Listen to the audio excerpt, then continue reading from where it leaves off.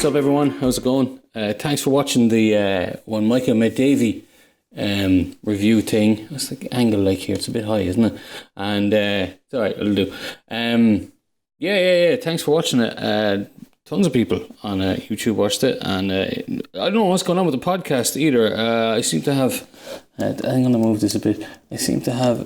There's more people tuning in, so thanks, everyone. You're very welcome. I hope you like the show, and if you're a long time listener, thanks for the support. I appreciate it a lot. It's pretty cool that people want to listen to my ramblings. It's mad, but okay. Thanks. Yeah, what I want to talk about today. So another kind of documentary review I want to do today, and this was on BBC last weekend. I think it was last Saturday or Sunday night. I stayed up awful late watching anyway. It's called Murdered for Being Different. So let's show you the trailer. Sometimes, even just the memory of happiness is enough to make you happy. What are you wearing? Rob, do you think we did something wrong? No. What are you hiding for?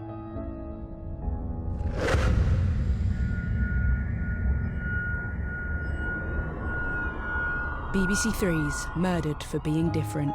Available now on BBC iPlayer. So the film starts with Rob and Sophie. They go into a petrol station and they're buying a few things. It's probably booze. And they're behind them then walks in this other character called Michael Gorman. A very great, strong Irish Wexford name there. So Michael walks in behind them and you can tell that he fancies Sophie. Because she has these really cool black and red dreadlocks, you know. And he starts talking to them and he's like, he wants to touch the dreadlocks and stuff like that. You know, really kind of like a kiddie thing to kind of do. It makes out that he looks a good bit younger than them. He looks about 14 or 15, while they're more like 18 or 19, I suppose. I don't know what their ages were. It doesn't really matter. It's not really relevant. But they get talking and he just says, look, we're having a bit of a party down in the park. They're knacker drink. What's knacker? What do you call that in England? We call it knacker drink in Ireland. Although you shouldn't really use that word knacker. It's not to do with travellers. It's to do with, because you should never call anyone. But anyway, we use these words to describe people who wear tracksuits a lot, right? In Poland, they call them dressage, which means tracksuits, which is a more kind of fitting name. That's what we should call them in Ireland, tracksuits. It makes more sense because that's what they wear. But anyway, so he invites him along to the park where the local kind of hoodlums hang out and drink on the weekends and spit on passerby and stuff like that. And it ends up just going fucking disastrously wrong. So in the park then, Rob kind of introduces him to everyone. And there's loads of them. There's 10 or 15 kids there or something. And there's one guy in particular, and you can see he's the leader of the gang, He's typical. He's got the baseball bat that doesn't really fit him properly pulled down. He's smoking. He's got a black tracksuit and white runners. He's just a stereotypical, king of the chavs, sitting on a skateboard ramp kind of thing, And he gets the hump because it's like, he gets the hump with Michael because he's like, well, what are you doing inviting those guys here? They're like goths or whatever, and they're all chavs. But in fairness to the group of kids, most of them accept them, except for this fucking head honcho guy, and he kind of storms off and he's hanging out with kind of the older kids in it, and he's kind of plotting like, what the fuck's, why did he bring those kids? They're freaks. Yada yada yada, and all this kind of bullshit, and they get more and more hepped up, and they're drinking more, and eventually it just ends in him and the number two kind of losing the plot and walking up to Rob and start punching him and knocking him out. Sophie goes, Rob goes down anyway, and then Sophie goes mental, and yeah, that was the hardest part of it. Then was she's screaming at him to do something to help. You know, Rob's in trouble. He's not really responding. He's unconscious. He's alive, but he's unconscious. And the next thing, then the main guy just runs at her and kicks her in the head. And the second guy is still there as well. And they're both just kind of, the camera cuts away from them so that we're not looking at it, but you can hear the kind of stamping of them on her, you know, and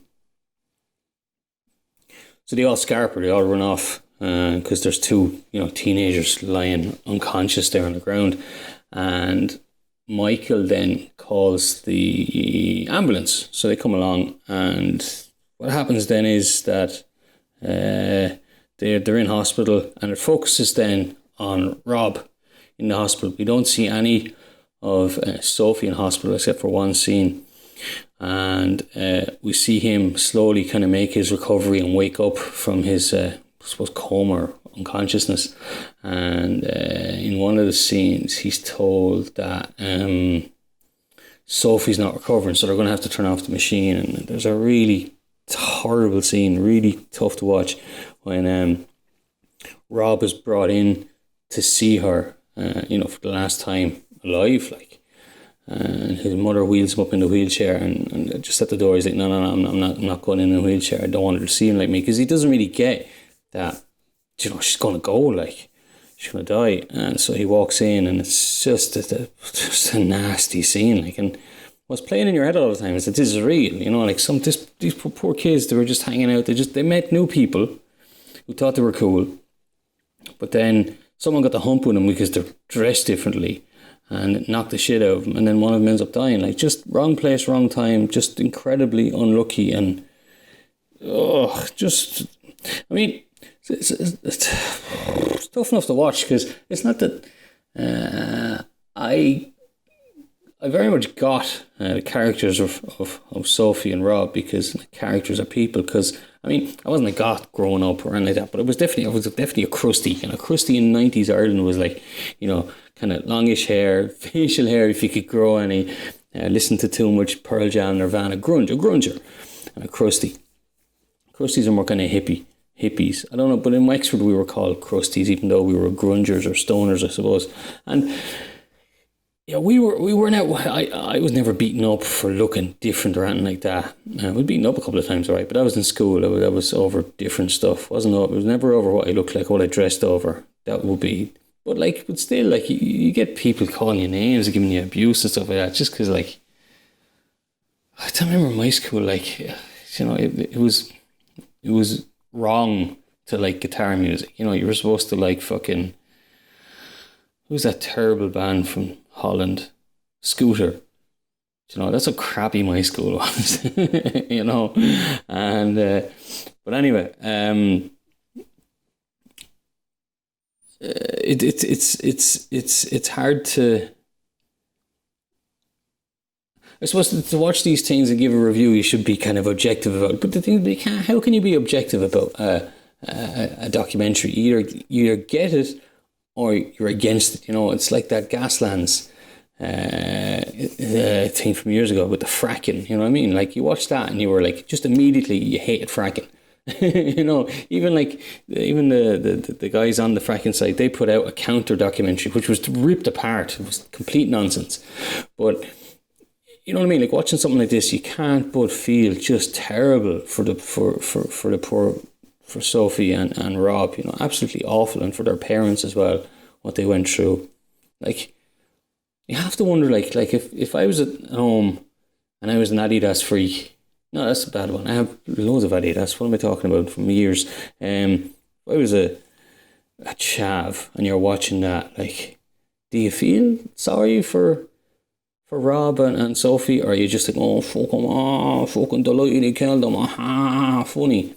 Remember one time we watched that Mickey Rourke film, was it The Wrestler, that was it called? And there was a couple of scobies in the back seat, and right at the end there's a scene, if you've seen it, you know the ending of it, and just as the credits start to roll, one of the fellas, he was kind of sitting a row or two kind of behind me to the side. He stood up and goes, I was fucking shite. I want to know wrestling and that. You know, it's like, oh, you fucking moron. You haven't a clue what the film is about, do you? You know, and I don't know. Like, I don't know how to get into the head of these people. Like, why would you want to beat up someone just because they look different, or they dress different, or they're into the different kind of music? Like, I'd be more kind of like, why do you listen to that crap music? You know, or why do you dress like that? And it's not like, there's no point judging someone just because, do you know what I mean? Like, it's pointless. They do this thing as well in the program where they use a good few flashbacks, and you know, it's kind of it's very much a cliche in films to use flashbacks, because it's seen as lazy, because you know, you're writing your script or you're filming your movie or whatever, and there's some kind of plot hole, and you're like, fuck, how do I fix this, you know? And okay, I'll have a flashback and that'll tie everything up. Like, and it is lazy, and you see it a lot especially in Hollywood films and stuff like that, where they've been rewritten so many times, and there's so many chefs sticking salt into the dish that they're coming up with like, all right, how do we tie these two things together? Oh, I know, we'll have a flashback. Where really, what would be more kind of dramatic is if you have a secondary character telling the lead characters about something that happened in the past that they didn't know, because then you get the kind of personal reaction to it right in front of you. You know what I mean? It's like, you know, for example, instead of showing that someone is adopted, and the adoption house and the agency and the orphans and all that kind of stuff from American thing, instead it would be better for like the mom, the adopted mother, to tell the kid or the son, like, oh, you're adopted, I have to tell you something, this isn't going to be easy, you're adopted. It's much more dramatic, you know what I mean, rather than just, oh, he was left on the doorstep of the nuns and they took care of him, blah, blah, blah, blah. You know, because you're just filling up time really when you use a flashback. But in this, it's used very, very well, because the documentary starts off pretty quick and we know what happens, like, and it's pretty obvious from the name, you know, murder for being different. Like, I thought when I was watching both of them were going to die, to be honest. But the use of flashback is pretty good, because it shows the gaps in our knowledge about Sophie and Rob. So it shows, you know, where they met, how they fell in love, living together. There's a scene that shows them running away from some other chaps. They were at a bus stop and got in a bit of an altercation. They ran into the bus and they were okay. So it's just kind of that was to establish that, you know, Goths are different in England and people don't generally like them. There's another scene as well where Rob comes home and he's soaking wet. It's like 2 or 3 in the morning or something. And Sophie is awake. She's worried, like, where were you? And he's like, he's after walking into the city to buy her the last Harry Potter book, and he didn't have enough money to take the last bus home or something like that. So he does this kind of nice romantic gesture, even though Harry Potter books are shite. This use of flashbacks then, while in, you know, dramatic films or blockbuster films, it's seen as a kind of a no, you shouldn't do it. Here it's used quite well, because we really get to know the people, Sophie and Rob. We get to know that they were mad about each other, absolutely adored each other, and it was quite romantic how they moved in together and had a place together, as you'll have seen from that first trailer. The second trailer as well, I'll edit in somewhere too, and actually I'll put it in here. This place is amazing. Oh, just imagine it in its prime, full of people, machines, noise so loud, everyone having to work in their own world. A world of one. And you look at it and wonder, don't you? Why are we still here? And it's not like we've found our new thing, is it? Our new meaning. We're all here. We're here and we don't have a clue why. Just... Sorry, I'm boring you. I tend to go on with myself, so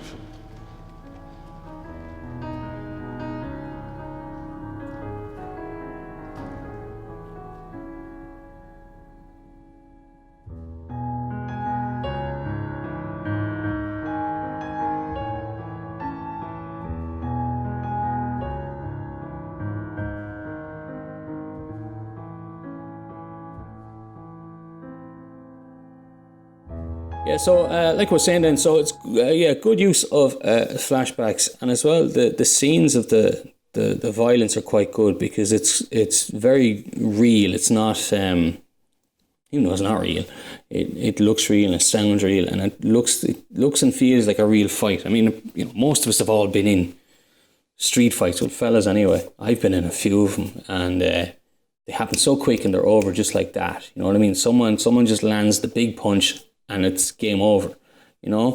Usually, unless there's a brawl, which is just not something you want to be in at all.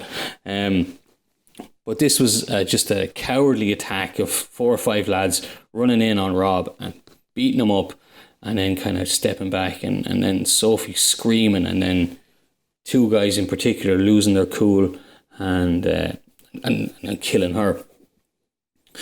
It changes then into a kind of an investigation, and you follow DC Farley is her name. You follow her as she's going around the town looking for evidence on how to build a case. She ends up speaking to this Michael Gorman first, because he was the one who phoned the ambulance. Now, I've a bit of a problem with this Michael Gorman fella, and I'll tell you that a bit later on. But from here then, it's your typical story of fucking teenage omerta, just don't rat, don't tell, cops are bastards, all this kind of stuff, which is common. And when we were teenagers, even now, people don't generally tell on other people, if it was a murder though, Jesus, it's crazy. But she starts with him anyway, because he was the one who phoned the ambulance. And she follows up leads on other kids. Some of them are weak as hell, like they fold pretty quickly, and they give her the information that she wants. Some of them are very tight-lipped, the more kind of ringleaders of it, and don't say a word, and then they start kind of threatening Michael, and kind of he's a bit ostracized from the group because he's been interviewed so many times by the cops more than anyone else, So then it cuts back to more the hospital scenes. Rob is getting better. We don't know anything about Sophie, and then the mother delivers this thing that I said earlier, the news that Sophie's machine is going to be turned off. From Wikipedia then, it said that there were over 100 witnesses interviewed while they were putting the case together. So it's, you can tell that's massive police work. You know what I mean? Like each interview was 100 people. Each interview would at least last half an hour. That's a hell of a lot of man hours. And then some of these people would have their solicitors in, or their lawyers and stuff like that. Some of them were minors, so they'd have to have a parent in and things like that. So an incredible amount of work to find the killers, and it paid off. Unfortunately though, at the start of the documentary, let me show you the title screen at the start. I'll read this out for anyone who's listening as a podcast. It says, "What follows is based on extensive research, interviews and published accounts. Some characters have been created for dramatic purposes." So this kind of got me thinking, right, which character or characters, I should say, are made up. So it turns out that this Michael Gorman character never existed at all. He's not real, which is a bit disappointing, because he's the one who in the documentary, he's the one who phoned the ambulance. He's the one who was interviewed first by DC Farley, and he's the one who eventually kind of caves in and says to the police, or to the detective constable as DC, isn't it? So the police woman, no, let's say police woman, right? Police officer says to the police officer that look, I'll tell you, because Sophia died. It's just terrible, and he feels guilty about kind of being there and being involved, even though he didn't land any punches or anything like that. But he says, yeah, he'll turn. And look, I suppose for the documentary makers, they're kind of stuck here, because they can't go through 100 interviews. I'm sure they probably did actually go through 100 interviews, reading evidence and stuff like that, but and through the court cases and the documentation and all that. And I suppose it's just easier for them to pretend that there was one guy who was the focus of the investigation, rather than say it being, 5, 10 or 15 kids or witnesses who all piece different things together so that the police could build their case. So it's easier just to have this Michael who kind of brings it all together. But then the problem then is that, there's a scene where Michael says that he blames himself for Rob and Sophie being at the party or get together or whatever. But the thing is, Michael never existed, so we don't know why they were there. We don't know who invited them. Were they just passing through the park and they said, "Here, do you want to stop for a drink?" Like, they could have shown that. It could have been Michael who said, "Hey, you want to stop for a drink or something?"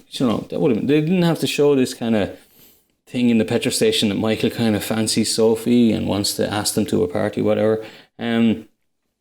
So that was like, I totally understand why they did it. Like, well, they kind of had to do it because time constraints and stuff like that. You can't have 5 or 6 or 10 characters who turn on each other or turn on the main guys and eventually reveal what happened. It's easier to have this one person who invited him to the party, first of all, and second of all, is the kind of linchpin to the case, in the investigation. So that's disappointing, but I get why they kind of had to do it. They probably could have done it a bit differently, but I'm getting into it a bit too much, It's very, very well made though. Like, there's no getting away from that. Shots are very good. Everything's believable. Every single thing is believable. There's not a scene in it where you're like, rolling your eyes, going, nah, bullshit. And like, and it could have, because this whole use of flashback can be like, oh God, here we go. But it's done so well just to show the kind of the secondary story of the relationship between Sophie and Rob, So there's a very good use of it throughout it. Like the scenes of violence it's terrible, really, really. Like we're watching it, and there's this crunch of when the guy hits Sophie, and you're just like, oh, like it's too much. And I suppose there's something as well about, like, it's different guys hitting guys, you know what I mean? Like, it is different because most fellas get into fights. It happens, and most people are, okay, you'd be a bit bruised and cut, but you'll be all right, you'll live. But hitting a girl, that's just different territory, I don't know if you're following, there's this UFC guy who's calling himself MMA, whatever, calling himself intergender champion, and he wants to fight the Polish female champion, I think. And it's like, what a fucking bastard. Like, he just wants to batter her, he just wants to beat a woman. That's shocking. Like, what the hell is wrong with this guy? He needs some fucking help. Look, it's what else to say about it? It's a very touching and moving documentary. If you get a chance, do watch it. It was on BBC One the other night, so I presume it's on the BBC Player. I couldn't find it had won a BAFTA years ago as well, because it's not new. It's like 2016, I think it first came out. And I couldn't find solid proof on this because it had aired. It's been on the BBC Player for quite a while, but I think this is the first time that it was aired on national television. I think it had aired on other BBCs, the kind of ones like the BBC Yorkshire or BBC blah blah blah. I think it had aired on one or two of them before, but not on the one for the whole the generic BBC one that we're used to. I'm not 100% sure on that, but whatever, it doesn't really matter if it's old or new. It's just a very, very good documentary, and it's just watching it, I was just kind of sitting there after it for a good 20 minutes, so I didn't go to bed because I was just like, just sad, I was really, really sad after it because, it could have been anyone, you know what I mean? Like, they were just, to be so unlucky to be in the wrong place at the wrong time, and like on any other night of the week that they'd been there, maybe the head honcho guy had been in better form. and it wouldn't have happened. You know, or maybe they wouldn't have met Michael in the petrol station. Well, they didn't meet Michael in the petrol station anyway because they didn't exist. But you know what I mean? Like, just when stuff like that happens, you question everything that leads up to the defining moment. You know, like even something simple like maybe you jaywalked that day. You walked through a red light, like. Maybe if you'd waited until the green, something completely different could have happened in your life and it would have forked off a completely different way, you know? And watching that, just thinking like, just how unlucky poor Sophie was that, and Rob too, although Rob made a full recovery, that they were to be in that place on that night, you know? It's very sad. It's a tough watch. It's very tough, and it's tough in particular because of the violence that you see perpetrated on Sophie, you know, and as well you see that they were just two young couple just totally in love with each other, you know. Okay, they're goths, they're into weird music or whatever and full of piercings and whatever, but like, you know, let them be, you know, they're in love, they're happy, and then for this just to come out of nowhere, and yeah, very, very sad, very, very sad. There is a charity has been set up in Sophie's name. It's called Sophie, the Sophie Lancaster Foundation. So they do lots of charity work, and they do stuff as well with, they give kind of training, I think it's called acceptance training or something like that, and they give it to police, medical staff, all that kind of stuff. So it's I don't remember what it is, so don't quote me on it, but it's they teach people about inclusiveness. So yeah, that's a good thing. That's it. So Murdered for Being Different. Check it out. Very, very good.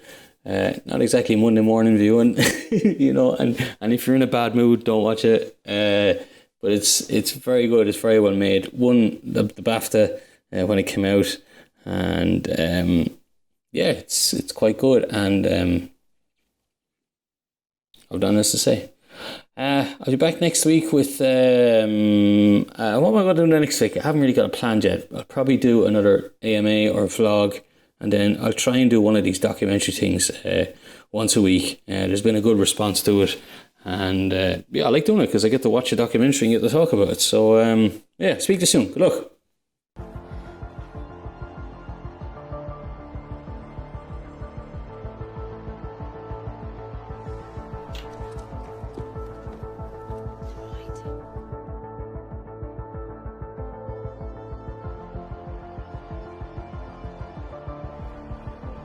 Thank you for